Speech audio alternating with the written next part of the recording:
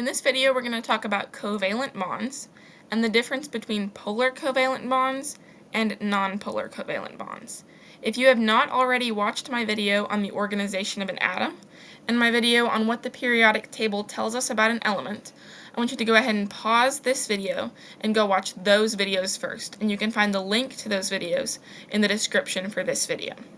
I also do not have the space to put a periodic table on my screen, so I'm going to recommend that you either print off a copy of the periodic table or open it up on a new tab on your computer to get the most out of this video. Alright, so what is a covalent bond? We know that in an ionic bond, there's a transfer of electrons. Well, in a covalent bond, two or more atoms are going to share electrons. These electrons are going to spend time in both of the valence shells. We can have a polar covalent bond, and in a polar covalent bond, these electrons are shared unequally. They're going to spend more time with one of the atoms than they are with the other one, and this is going to lead to charges on certain parts of the molecule. In a nonpolar covalent bond, the electrons are going to be shared equally. So the molecule is not going to have a charge on any part of it. So polar covalent bonds lead to a charge on certain parts of the molecule because of an unequal sharing of electrons. And nonpolar covalent bonds do not have a charge on any part of the molecule because these electrons are shared equally. Let's look at an example of a nonpolar covalent bond. Let's look at the bond between two oxygen atoms. So we have O2. An oxygen atom has 8 protons and 8 electrons if it is a neutral atom, because oxygen has an atomic number of 8. So these 8 protons are going to be here in the nucleus. And this inner circle is representing our nucleus. This outer circle is representing our valence shell. So oxygen is going to have 8 electrons total, but because it's in the 6th column of the second row of the periodic table, we're going to have 6 electrons in its outer shell. 6 electrons in its outer shell. And then here we have another oxygen atom, and it is also going to have 6 electrons in its outer shell.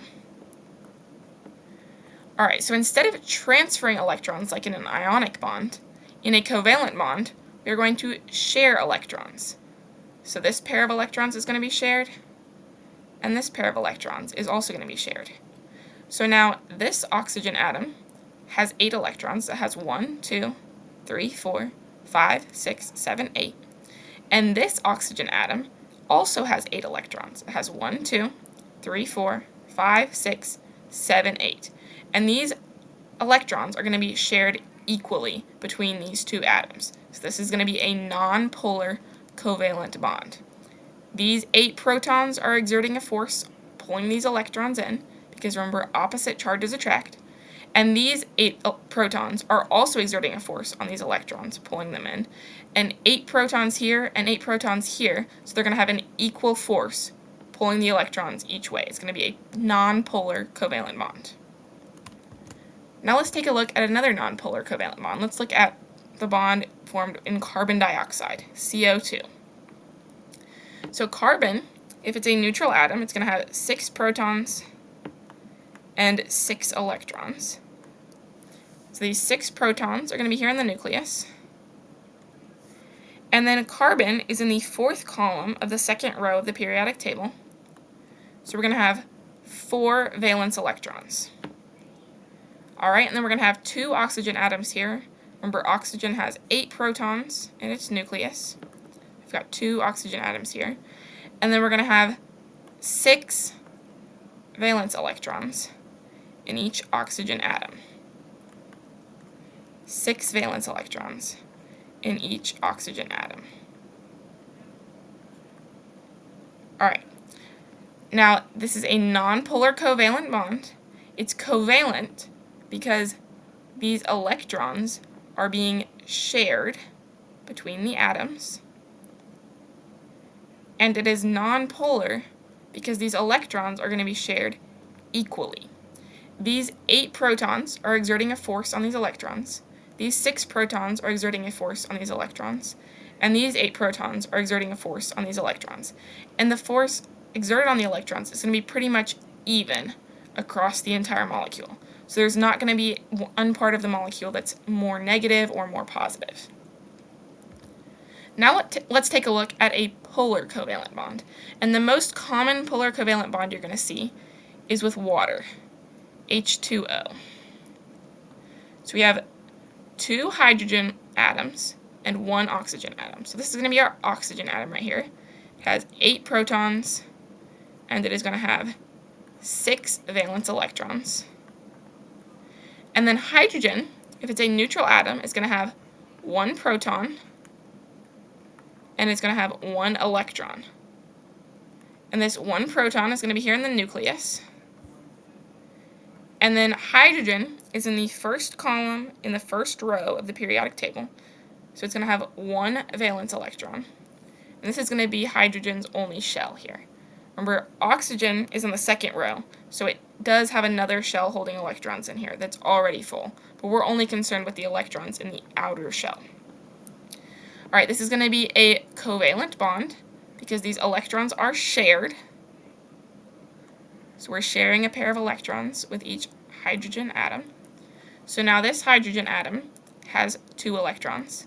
This hydrogen atom has 2 electrons. And this oxygen atom is going to have 8 electrons. So they all have full valence shells. But this is going to be a polar covalent bond because these 8 protons are exerting a force on these electrons that is 8 times greater than the force that this 1 proton is exerting on these electrons. So these electrons are going to spend more time in the shell of the oxygen atom than they spend in the shell of the hydrogen atom. So this end of the molecule is going to have a negative charge.